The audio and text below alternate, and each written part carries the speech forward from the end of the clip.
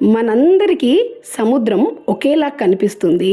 కానీ గమనించాల్సిన విషయం ఏంటి అంటే ఆ సముద్రం మీద వెళ్ళే పడవ ఆ సముద్రాన్ని చీల్చుకుంటూ వెళ్తుంది. నమస్తే, welcome to Sirisha Vivekananda Reddy channel. So అదేవిధంగా మన జీవితంలో కూడా మనకు మంచి చేసేవాళ్ళు చాలామంది ఉంటారు. కానీ మన స్ట్రెంగ్త్ని బ్రేక్ డౌన్ చేయడానికి మనల్ని కావాలనే బాధ పెడుతూ ఉండేవాళ్ళు కూడా చాలామంది ఉంటారు. సో ఈ ఇద్దరిని మనం ఎప్పుడు మర్చిపోకూడదు. మన లైఫ్లో ఒకరు మనకు మంచి చేసి మన కష్టకాలంలో మనకి తోడు ఉండేవాళ్ళు, వాళ్ళని మనం ఎప్పుడు మర్చిపోకూడదు. ఎందుకంటే వాళ్ళు మనకు ఎంత స్ట్రెంగ్త్ ఉందో వాళ్ళు చూపిస్తారనమాట. అండ్ ఈ సెకండ్ పర్సన్ ఎవరైతే మనల్ని కావాలనే బాధ పెడుతున్నారో వీళ్ళని కూడా మనం మర్చిపోకూడదు. ఎందుకంటే వీళ్ళ వల్లే మనకి ఎంత స్ట్రెంగ్త్ ఉంది, మనలో మనకి ఎంత శక్తి ఉంది అనేది వీళ్ళు చూపిస్తారనమాట.